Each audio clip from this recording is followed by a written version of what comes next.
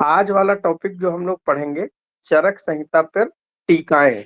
और इस क्वेश्चन का आप लोग विशेष ध्यान रखें। 1 नंबर का क्वेश्चन आपका जरूर इससे पूछा जाएगा किसी एक टीका के राइटर के बारे में, कि इसके राइटर कौन है, किसने लिखी है। तो सबसे पहले आप ये समझिए कि टीका का क्या मतलब होता है। टीका, जैसे आप लोग वैसे भी सुनते होंगे, बहुत ज्यादा टीका टिप्पणी ना करो, है ना। नॉर्मल लैंग्वेज में भी लोग बोलते हैं। टीका का मतलब होता है व्याख्या। टीका का क्या मतलब होता है? व्याख्या। जैसे चरक संहिता में ये बता दिया जाए कि ज्वर, यानी कि जब टेम्परेचर बढ़ जाता है, फीवर हो जाता है, उसे ज्वर कहते हैं। ज्वर के कारण ये है। फिर उसके बाद में कोई आए व्यक्ति वो कहे कि ज्वर के कारण ये है, इन कारणों से उसका पित्त बढ़ता है, उस कारण से भ्राजक पित्त में वृद्धि होती है, फिर उससे स्किन का तापमान बढ़ता है। तो ये जो पूरा एक्सप्लेन कर दिया उसने, वही व्याख्या हो गई। और जैसे कई बार चरक संहिता में वर्णित है, अष्टवर्ग के द्रव्य वर्णित है। अब जैसे लिखा हुआ है जीवक, ऋषभक। अब ये क्या है? जीवक, ऋषभक, मेदा, महामेदा, काकोली, चीर, ये आज की डेट में मिलते ही नहीं है। ये क्या है, किसी को पता ही नहीं है ये क्या है। तो ऐसी कंडीशन में हम क्या करें, इनको कैसे एक्सप्लेन करें युग के अनुरूप। 3000 साल पहले की लिखी हुई चीजें आज कैसे लिखी जाए, कैसे पढ़ी जाए।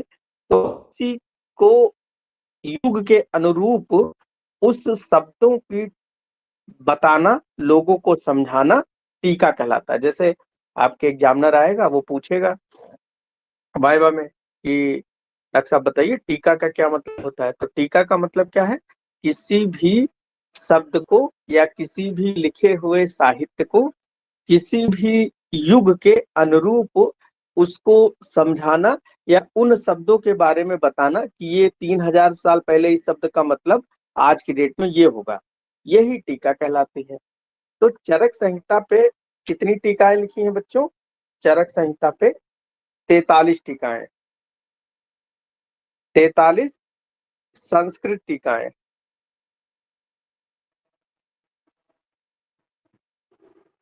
तो चरक संहिता पे 43 संस्कृत टीकाएं लिखी जरूर हैं, लेकिन 41 ही प्राप्त होती हैं, है ना। ऐसा पूछ ले कितनी है, तो 41 प्राप्त है। एक इंपॉर्टेंट पॉइंट ब्रैकेट पर क्या लिखेंगे, ये भी पूछा जा सकता है कि अच्छा चरक संहिता पे 43 टीकाएं हैं, तो सर्वाधिक टीकाएं किस संहिता में है? सर्वाधिक टीकाएं, सर्वाधिक टीकाएं आपको मिलेगा अष्टांग हृदय के ऊपर 44, जो कि हम लोग अष्टांग हृदय पढ़ चुके हैं। वहां पर भी हम लोगों ने टीकाओं के बारे में पढ़ा था। फिर अब टीका देखें और उनके राइटर कौन है, इनके बारे में देखा जाए।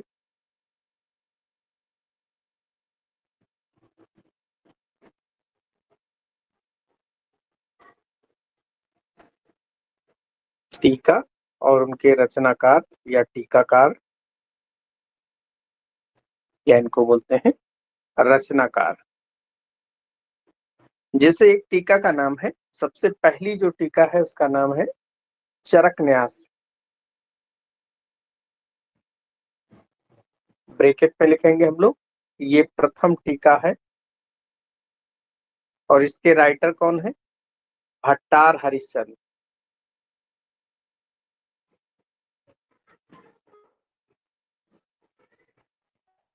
हरिश्चंद्र इसके राइटर है। और भट्टार हरिश्चंद्र सदी में आए, 6ठी शताब्दी में आए भट्टार हरिश्चंद्र। और ये कहाँ के रहने वाले थे? उज्जैन के रहने वाले थे।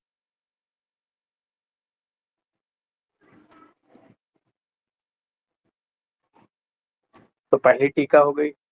दूसरी, देखो कुछ महत्वपूर्ण टीकाएं ही हैं, उनके नाम हम लोग याद करेंगे। जैसे चरक पंजिका,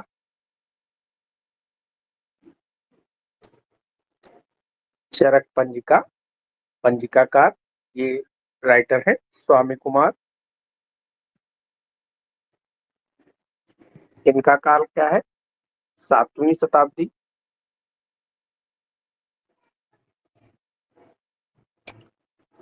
फिर नेक्स्ट है निरंतर पद व्याख्या, काफी इंपॉर्टेंट टीका कौन सी है, निरंतर पद व्याख्या।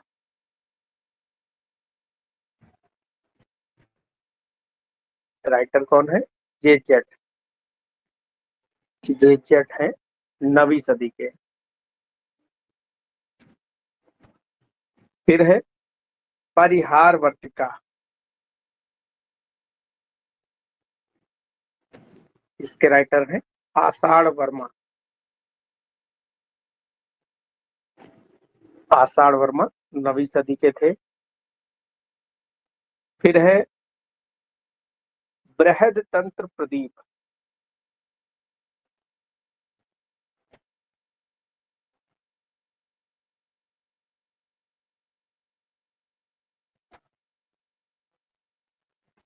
बृहद तंत्र प्रदीप, और इसके राइटर कौन है, नरदत्त, 10वीं सदी।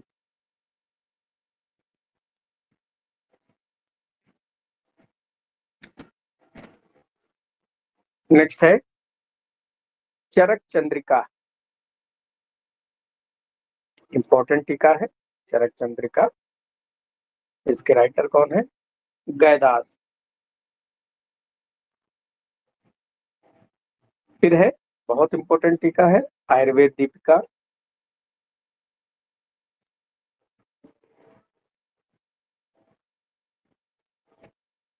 इसके राइटर कौन है, चक्रपाणी, बहुत इंपॉर्टेंट टीका है ये। और चक्रपाणी जो है गैदास 10वीं सदी के थे, चक्रपाणी 11वीं सदी के हैं।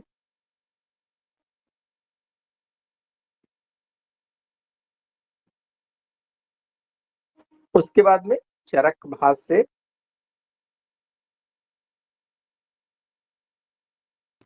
इसके राइटर है श्री कृष्ण वैद्य, ये भी 11वीं सदी के थे।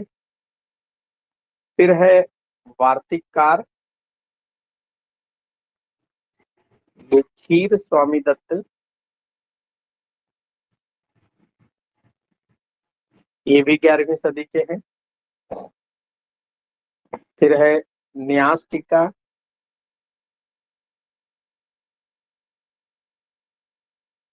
न्यास टीका है अमित प्रभु की 15, ये 9वीं सदी के हैं। इनको 11वीं सदी का भी माना जाता है और 9वीं सदी का, कुछ लोग इनको 9वीं का मानते हैं, कुछ लोग 9वीं, तो 11वीं ज्यादा सही है। उसके बाद में है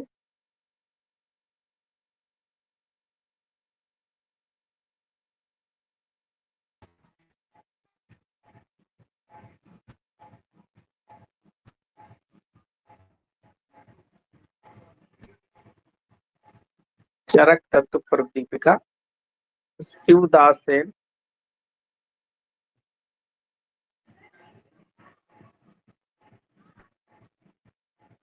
15वीं सदी। न्यास टीका अमित प्रभु की है, चरक तत्व प्रदीपिका शिवदास सेन की है, 15वीं सदी। इसी प्रकार से एक टीका है चरक तत्व प्रकाश, चरक तत्व प्रकाश कौस्तुभ, ये इसके राइटर हैं नरसिंह कविराज,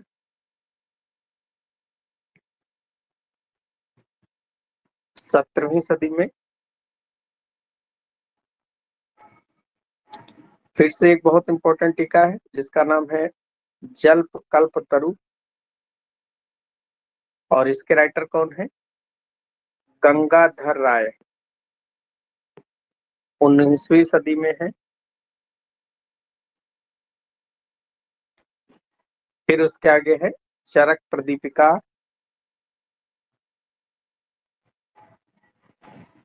इसके राइटर हैं ज्योतिष चंद्र सरस्वती,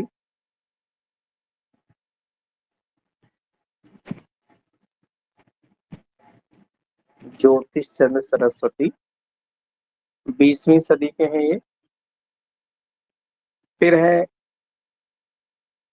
चरकोप्सकार,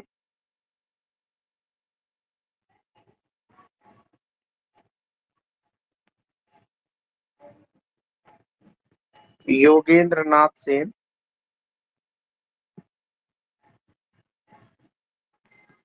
20वीं सदी।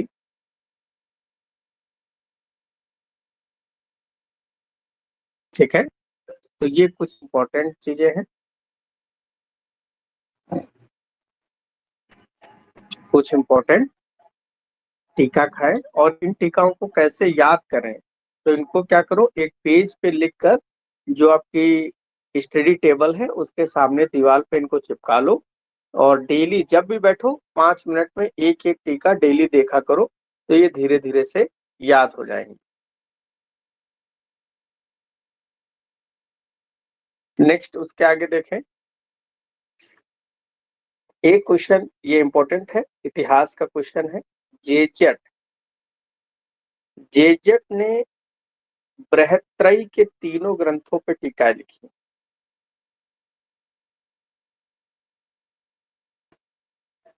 बृहत्त्रयी के तीनों ग्रंथों पर संस्कृत में टीकाएं लिखी।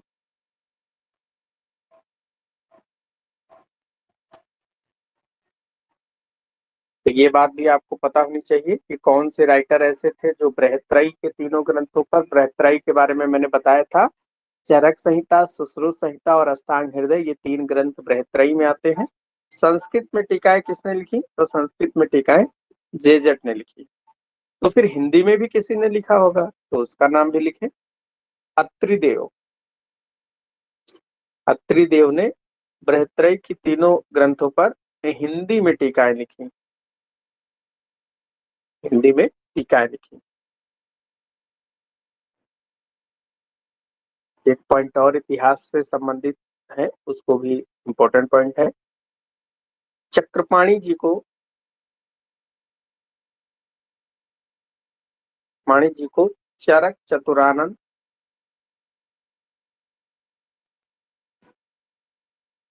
चरक चतुरानन और सुश्रुत सहस्त्रानन कहते हैं। चरक चतुरानन और सुश्रुत सहस्त्रानन क्यों कहते हैं? क्योंकि चक्रपाणी जी ने चरक संहिता पर भी टीका लिखी और बड़ी अच्छी टीका लिखी, और सुश्रुत संहिता पे भी टीका लिखी, वो भी बड़ी अच्छी लिखी, इसीलिए इनको चरक चतुरानन और सुश्रुत सहस्त्रानन कहा जाता है।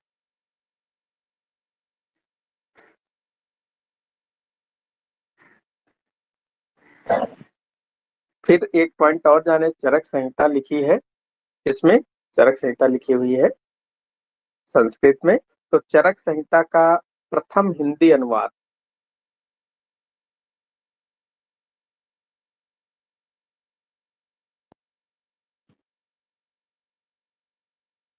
चरक संहिता का प्रथम हिंदी अनुवाद पंडित ज्वाला प्रसाद, पंडित ज्वाला प्रसाद ने किया। और उसके बाद में चरक संहिता का प्रथम अंग्रेजी अनुवाद अविनाश चंद्र,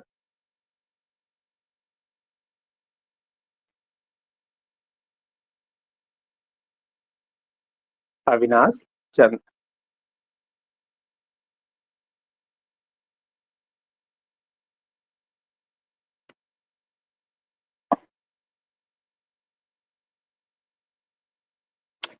तो अविनाश चंद्र ने चरक संहिता का प्रथम अंग्रेजी अनुवाद किया। और कब किया इन्होंने? तो 1891 से लेकर 99 तक जो है इन्होंने अंग्रेजी अनुवाद किया। लेकिन अंग्रेजी अनुवाद जो है, अंग्रेजी अनुवाद का जो प्रकाशन है,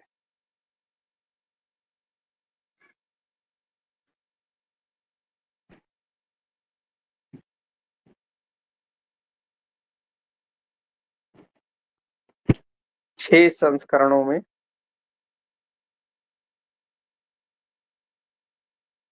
डॉक्टर प्राण जीवन ने, डॉक्टर प्राण जीवन ने, प्राण जीवन मेहता 1949 में जामनगर से प्रकाशित किया।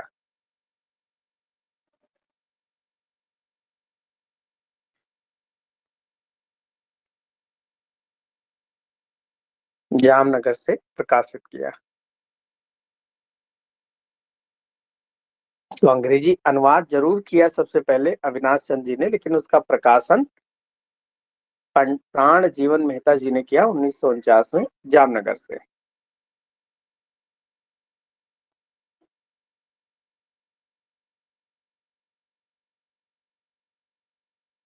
चरक संहिता का अरबी अनुवाद भी हुआ। चरक संहिता का अरबी अनुवाद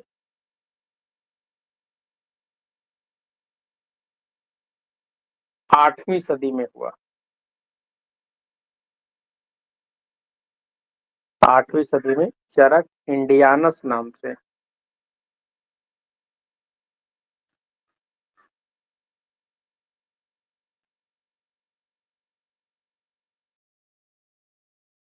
चरक इंडियानस नाम से हुआ। ऐसे ही एक चरक क्लब भी है। चरक क्लब की स्थापना 1898 में न्यूयॉर्क में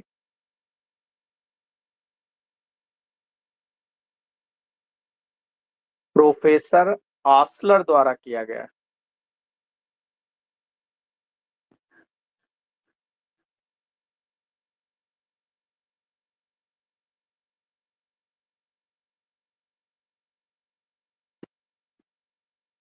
तो प्रोफेसर आस्लर द्वारा किया गया। चरक संहिता अगर देखा जाए तो काय चिकित्सा का ग्रंथ है, लेकिन चरक संहिता दोनों मौलिक सिद्धांत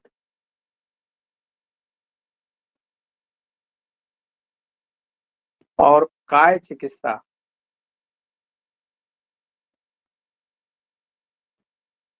दोनों का प्रधान ग्रंथ है।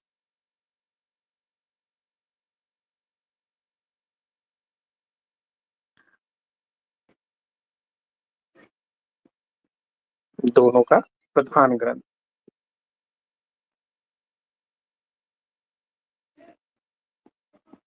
कुछ इंपॉर्टेंट चीजें और हैं, जैसे कि देखिए, अगर एक उपाधि दी जाती है चरकाचार्य, ये अक्सर एग्जाम में सब पूछे जाते हैं 1 नंबर में कि चरकाचार्य किसको कहते हैं, तो ये वैद्य धर्मदास को।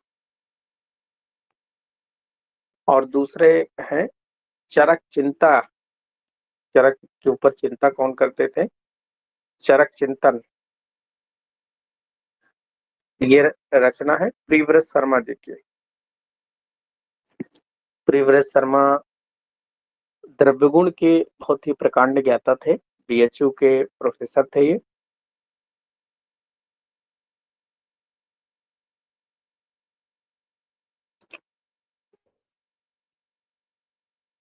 चरक संहिता में अगर देखा जाए, चरक सूत्र स्थान 30 में अष्टांग आयुर्वेद का विभाजन किया गया है।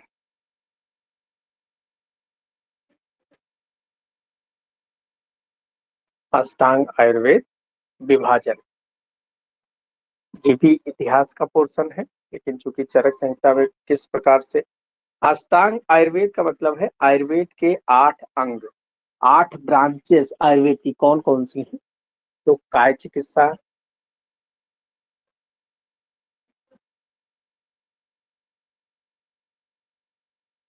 काय चिकित्सा, शालाक्य तंत्र,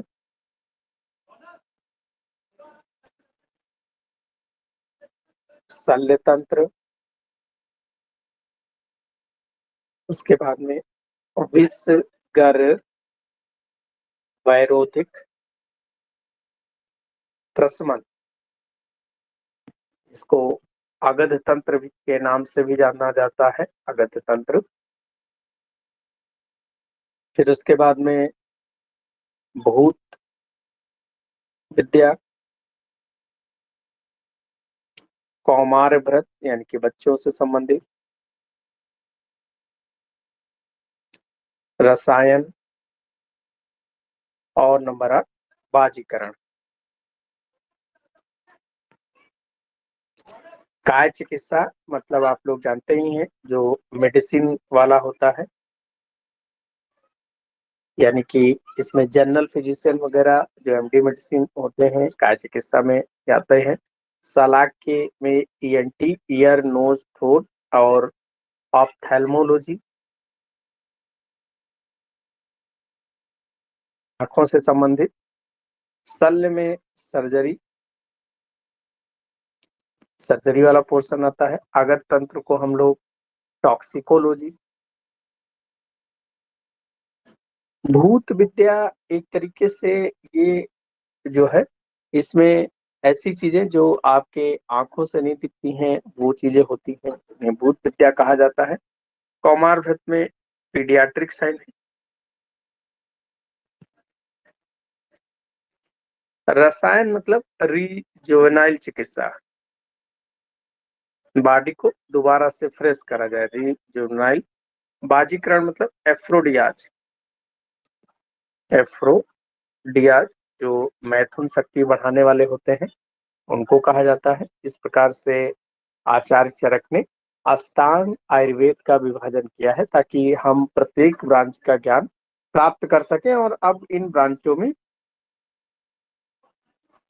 पीजी भी होती है, एमडी भी होती है। बीएमएस करने के बाद में आप किसी एक ब्रांच पे एमडी भी कर सकते हैं, जिसमें भूत विद्या को छोड़कर बाकी सभी में इस समय पीजी की सीटें हैं। आप उसमें किसी पर भी अपना जो है पकड़ बना सकते हैं।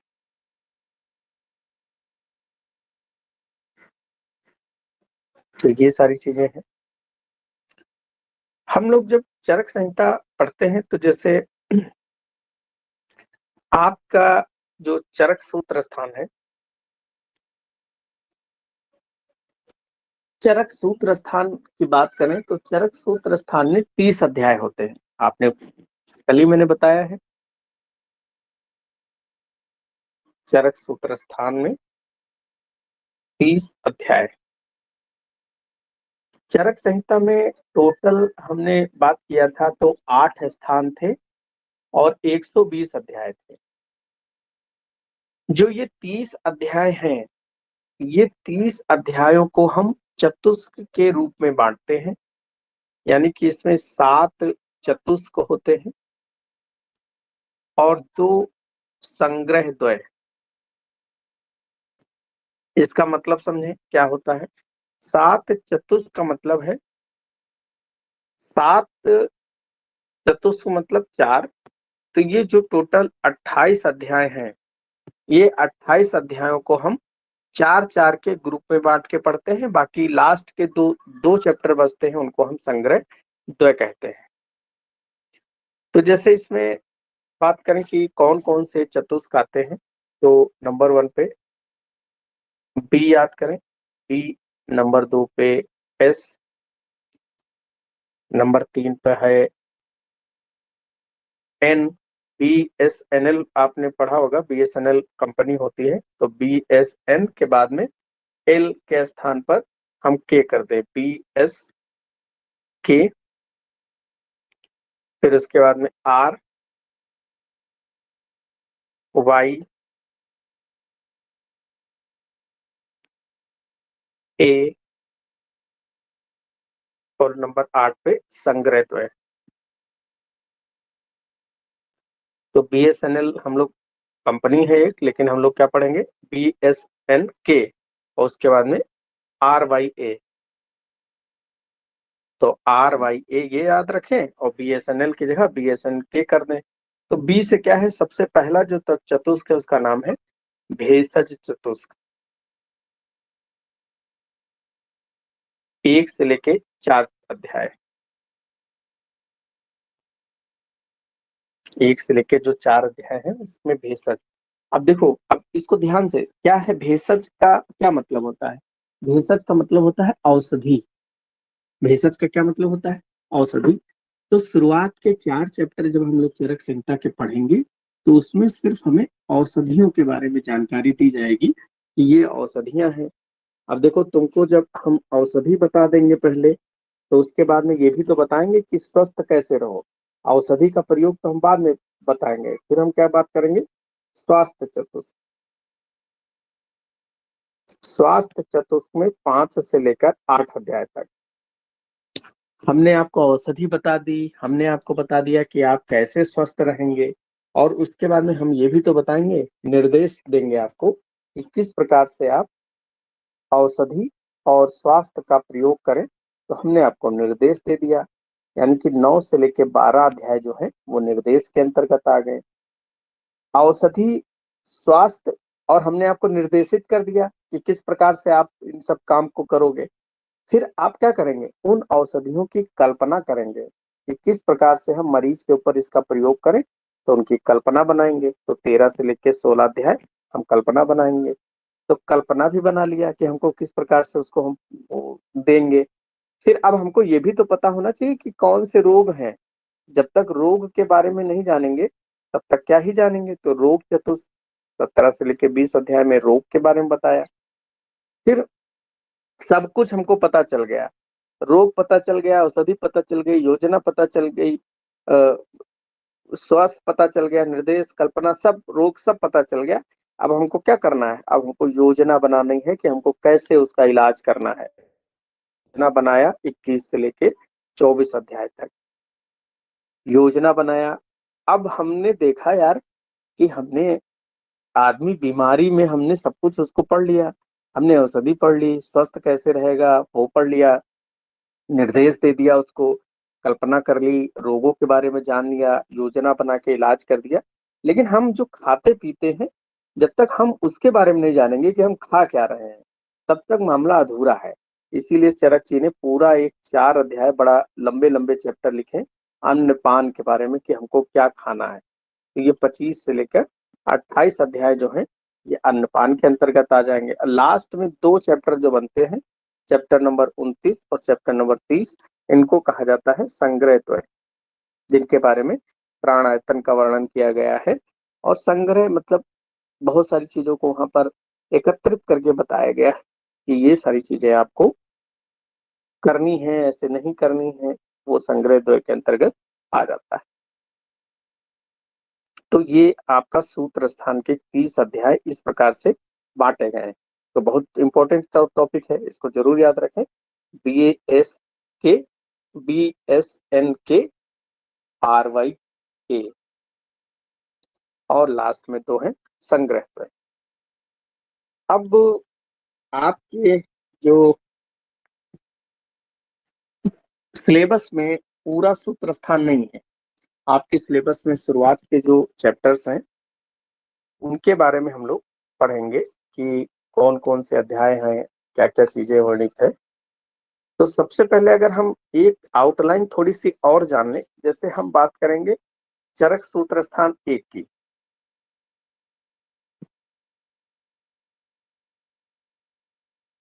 चरक सूत्र स्थान 1 सबसे पहले यही पढ़ेंगे। तो चरक सूत्र स्थान 1 में क्या है, तो यहां हमने बताया था कि प्रथम संभाषा परिषद,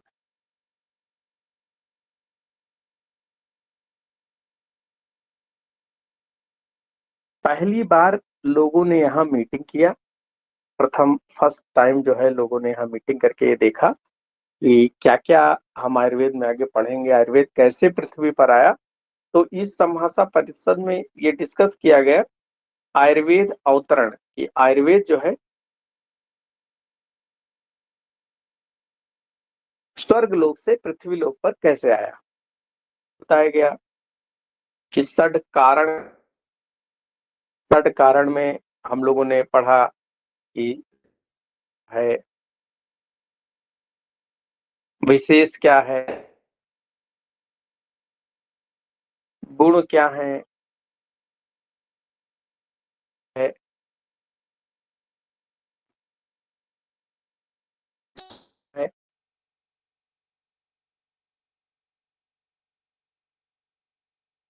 सामान्य विशेष गुण द्रव्य कर्म, लास्ट में है समवाय।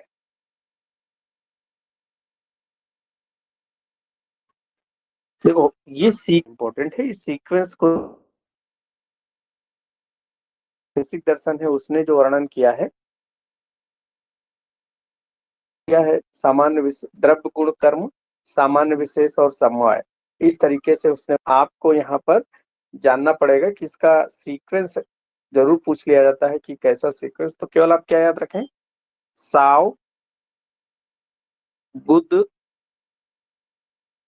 कर्म से, बस इतना याद रखें। साव बुध कर्म से, सा से सामान्य, वी से विशेष, गु से गुण, दा से द्रव्य, का से कर्म और से समूह। तो क्या याद रखेंगे आप लोग, साव बुध कर्म से।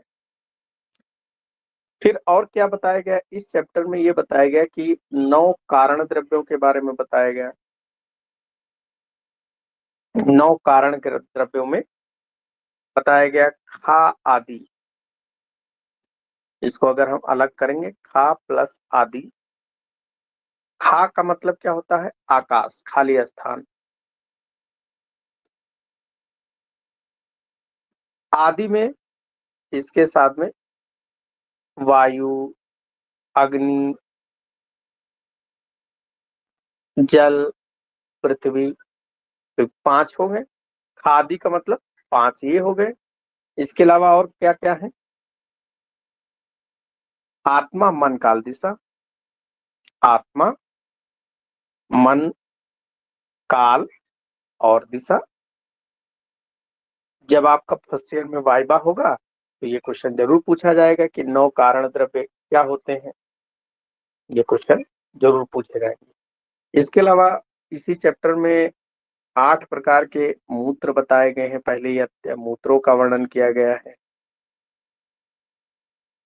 फलनी और मूलनी द्रव्य बताए गए हैं। द्रव्य के बारे में बताया गया कि ये 19 होते हैं और मूलनी द्रव्य जो होते हैं ये 16 होते हैं।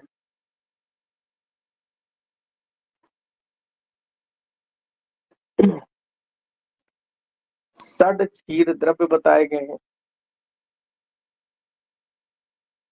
6 प्रकार के क्षीर द्रव्य बताए गए हैं। तो ये पहला अध्याय काफी इंपॉर्टेंट है, लवण के बारे में वर्णन है।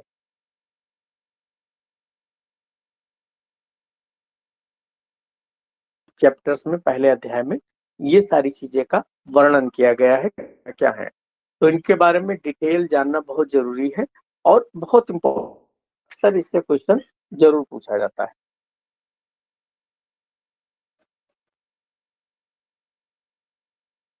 तो हम एक एक चीजों के बारे में पहला ही चैप्टर पढ़ना शुरू करें।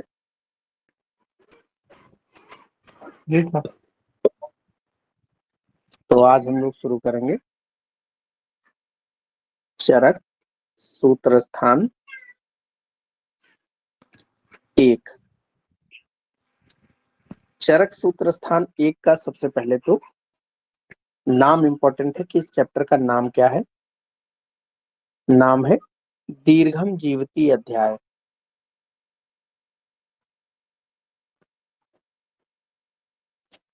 जैसे कि इसका नाम से ही स्पष्ट है, दीर्घम जीवती, यानी कि कोई व्यक्ति लंबे समय तक कैसे जीवन जी सकता है, क्या क्या चीजें उसे जाननी होंगी, वही कहलाता है दीर्घम जीवती अध्याय। दूसरी चीज, एक चीज ये भी जाने, जो हम लोग आपके पास में चरक संहिता की बुक होगी उसमें लिखा होगा शुरुआत में ही विद्योतनी विमर्श, यानी कि यहाँ पर काशीनाथ पांडे जी की अगर बुक लिख पढ़ रहे होंगे तो हिंदी में विद्योतनी हिंदी व्याख्या लिखी हुई है। दीर्घम जीवती पहला स्थान है। दूसरी चीज ये जाने कि सूत्र स्थान के कुछ पर्याय होते हैं। सूत्र स्थान को श्लोक स्थान भी कहते हैं और इसी को संग्रह स्थान भी कहते हैं और इसी को कहते हैं सिर स्थान। ठीक है, ये भी जानना जरूरी है कि सूत्र स्थान को संग्रह स्थान, श्लोक स्थान, सिर स्थान भी कहते हैं। जबकि हम लोगों ने पढ़ा था कि जो अष्टांग हृदय जब पढ़ रहे थे तो वहां हमने बात किया था कि अष्टांग हृदय और संग्रह, इनके जो पहले चैप्टर है उसका नाम था आयुष कामी अध्याय। तो यहाँ पर पहले ही जो अध्याय है, सबसे पहले यहाँ पर क्या वर्णन है? आयुर्वेद अवतरण। ये जो आयुर्वेद अवतरण का पोर्शन है, ये पोर्शन आपको कहाँ कहाँ पे काम आएगा? इतिहास में भी काम आएगा और यहाँ पर भी काम आएगा। आयुर्वेद अवतरण में सिर्फ आप याद रखें, एक फार्मूला है, बधाई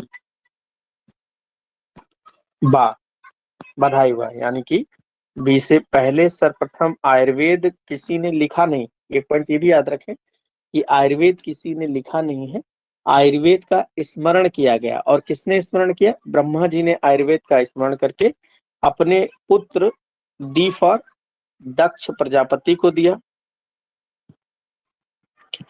दक्ष प्रजापति ने अपने पुत्र अश्वनी कुमारो,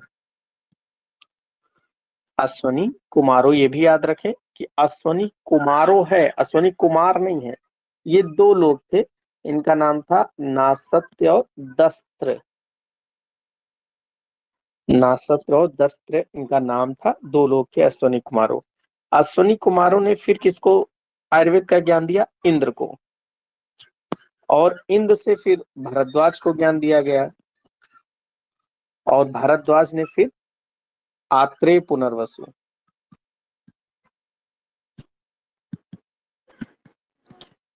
और आत्रेय पुनर्वसु ने अपने 6 शिष्यों को,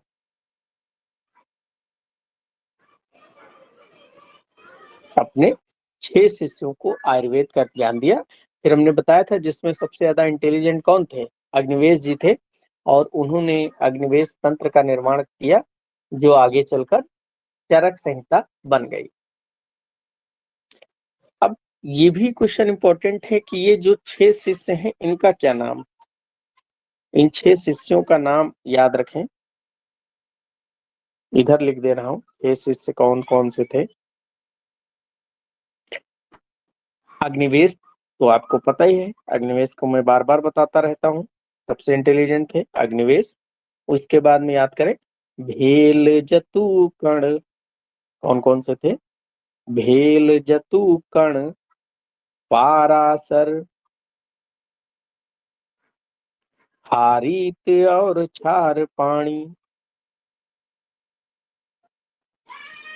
इसको हमेशा गाने के रूप में बना के याद रखें। 6 शिष्य कौन थे? भेल जतु कण पारासर हारीत छार पाणी, 6 शिष्य थे ये। इनको नाम याद रखें, इतिहास में भी काम आएगा और यहाँ पर भी काम आएगा। तो आयुर्वेद अवतरण आपको समझ में आ गया होगा। बधाई बा याद रखें, ब्रह्मा, दक्ष प्रजापति, अश्वनी कुमार, इंद्र, भरद्वाज, आत्रेय, पुनर्वसु। और उसके बाद में इनके 6 शिष्य, इनके 6 शिष्यों के नाम क्या क्या हैं? तो अग्निवेश, भेल जतुकर्ण, पारासर, हारित और क्षारपाणी।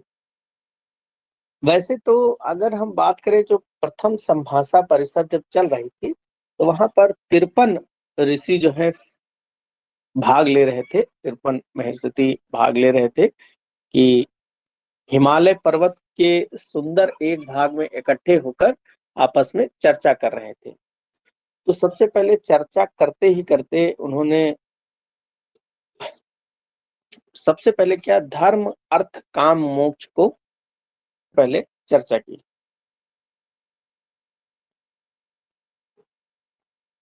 धर्म अर्थ काम और मोक्ष, इनको कहते हैं पुरुषार्थ चतुष्टय।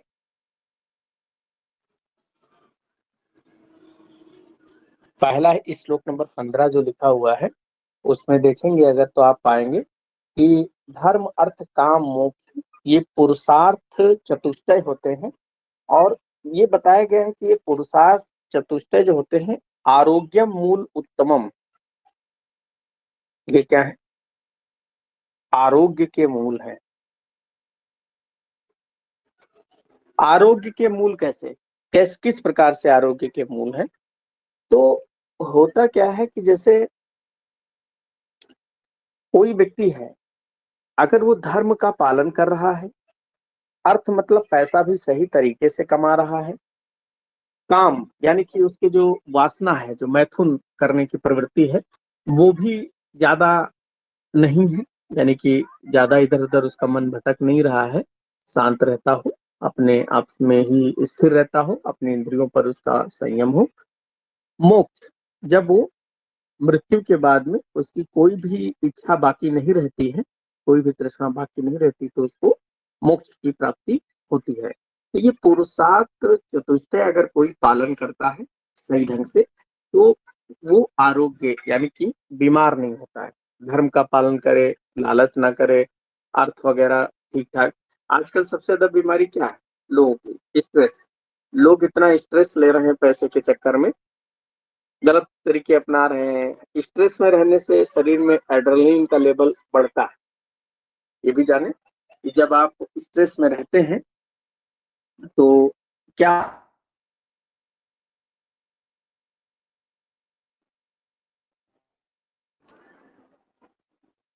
स्ट्रेस आपके दिमाग में हमेशा जो है बना हुआ है, तो कॉर्टिसोल का लेवल बढ़ जाएगा। कॉर्टिसोल लेवल बढ़ेगा, जिसमें एड्रेनलिन वगैरह आते हैं, ये लेवल बढ़ेगा, जिसके कारण से आपका मेटाबॉलिक रेट बढ़ेगा। मेटाबॉलिक रेट बढ़ेगा, इस कारण से बीएमआर बढ़ा रहेगा, फ्री रेडिकल आपके शरीर में ज्यादा बनेंगे। फ्री रेडिकल क्या होते हैं? ये फ्री रेडिकल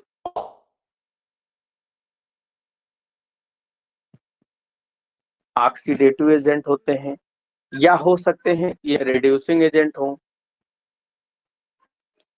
तो ऑक्सीडेटिव होंगे तो आप सेल के नॉर्मल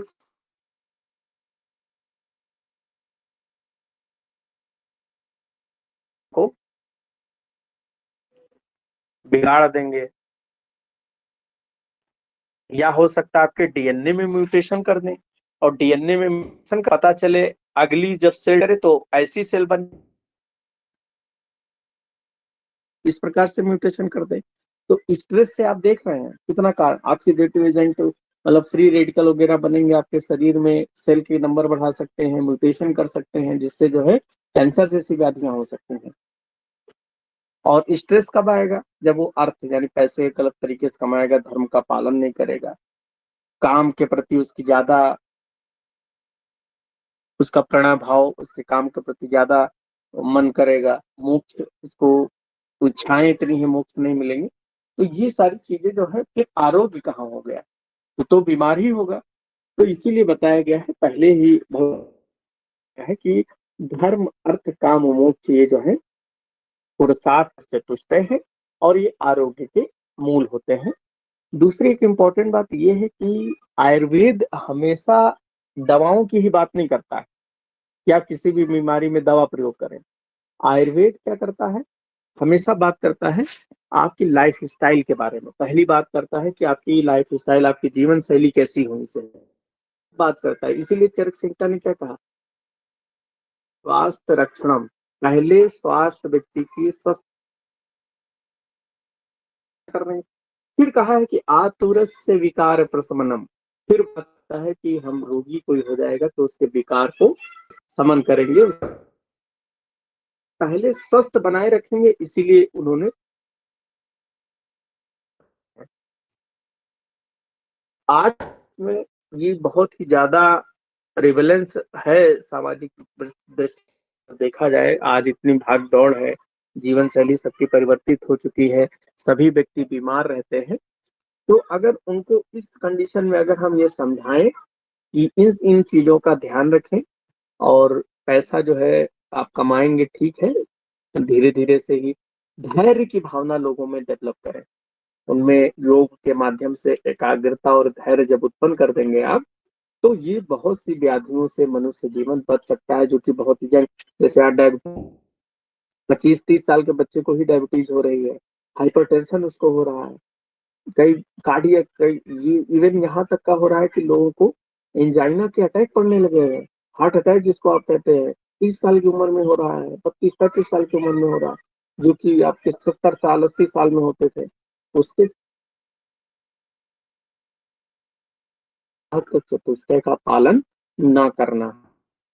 बहुत बड़ा टॉपिक, सात चतुष्टय, इस पे लॉन्ग क्वेश्चन भी आ जाए तो इसी तरह करनी है, क्या मतलब है, क्यों हम इसका पालन, ये स्वास्थ्य के लिए क्यों जरूरी है, इस तरीके से हम सारी चीजें अपनी समझा सकते हैं। चलो आज बस इतना ही, बाकी कल पढ़ते हैं।